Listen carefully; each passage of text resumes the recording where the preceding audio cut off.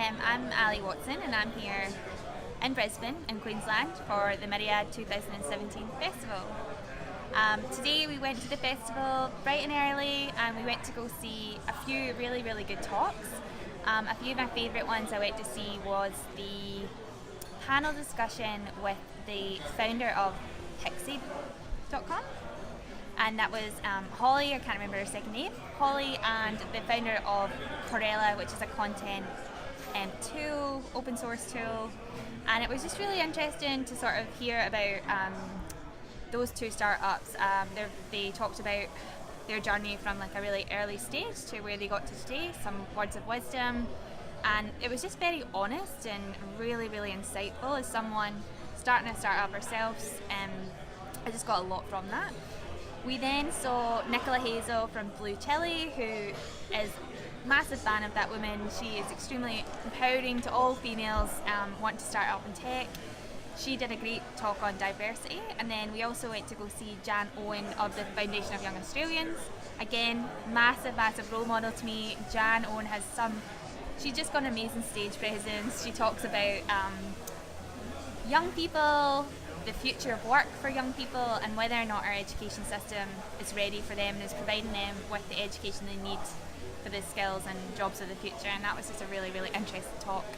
Unfortunately, just after that, Murray, who's the organiser of Myriad Festival, came onto the stage and told us that Cyclone Debs has unfortunately interrupted and caused havoc outside, and we all had to go home because the police and the Queensland government basically, as a precautionary measurement, had to get everyone on the buses back to the hotels and back to home so that everyone was safe. So we're really hoping tomorrow that we'll be able to do the keynote that got cancelled today, and also our workshop tomorrow.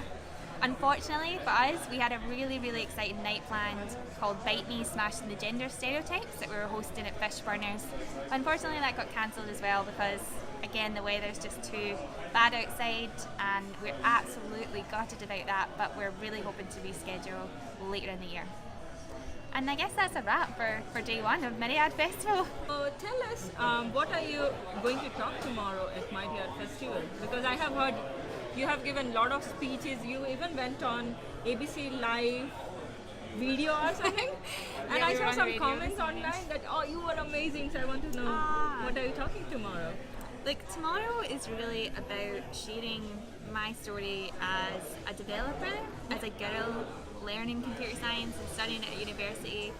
And the main objective of tomorrow's keynote is really to give everyone in that audience a story to the numbers that they see in diversity. So it's all good and well saying 1 in 10 enrollments to IT-based degrees are girls.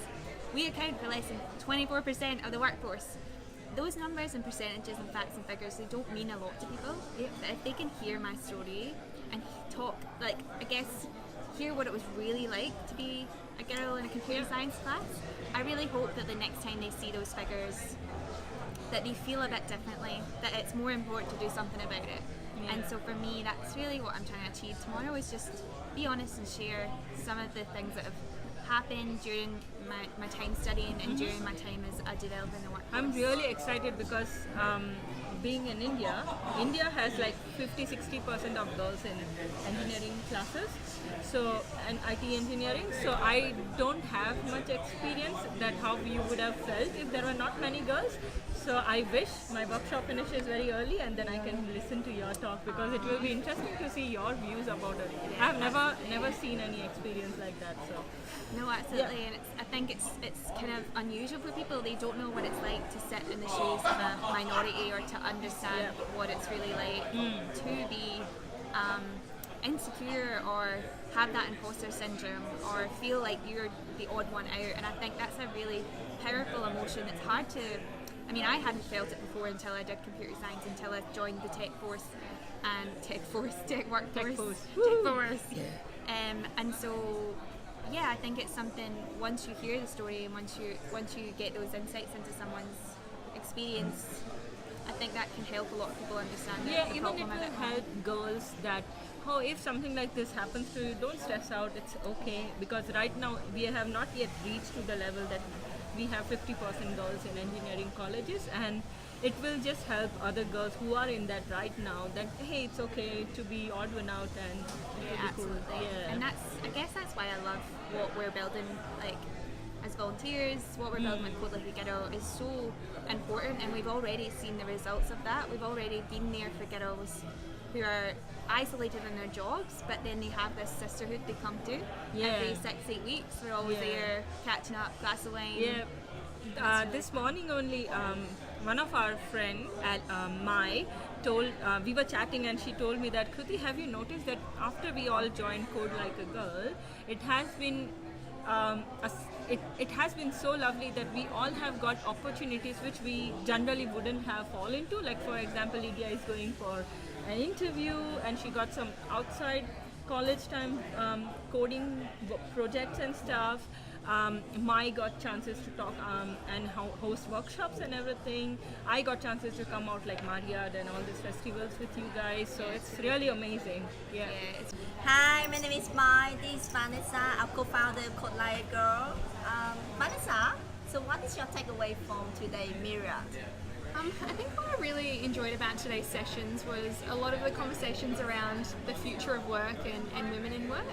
I think it touches, quite closely into the work that Code Like a Girl does in giving girls the skills to be able to have, a really kind of important place in our labour market and contributing to our economy. I think the speakers had a lot of good data that was backing up their talking points around issues relating to diversity, and even young people kind of entering the workforce and challenging a lot of incorrect stereotypes about millennials being kind of lazy and ineffective, and about gender and why it's important to have really diverse workforasses. I think that we still have a long way to go, and both kind of as a society and our political economy and supporting women and having really strong benefits for women to step out of the workforce when they need to, and encouraging them to come back, and vice versa for men as well. So this is Kruti, who is obviously the blogger of this video, and I thought I would ask her some questions. So Kruti is running a workshop tomorrow. How are you feeling about that? Are you excited about it? I am super excited. And the best thing about it is, I was telling Mai recently that when you are talking about, say, something, or you are giving a speech basically, you have to prepare so much for it, right?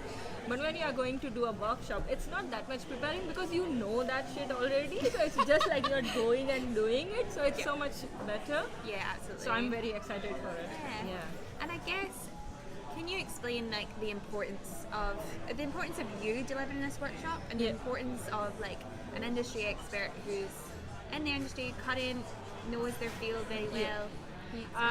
So when I contacted Code Like a Girl to be a volunteer at Code Like a Girl, the goal behind me to contact you was that I wanted to do workshops to introduce young girls programming. What I believe is if you introduce girls to programming, they will at least know what is programming. They will know whether they like it or not.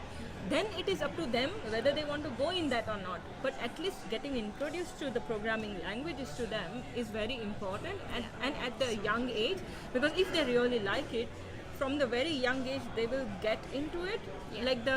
Like for example, I loved gaming, and that's how I got into programming. So if they will love it, they will like deep dive into it. They will learn about other technologies and things that are happening. They will be more aware of it pretty much, and I think so that's what is more important. And when a girl gives them presentation, or girl gives them workshop presentations, it's so important, because they become indirectly their role models.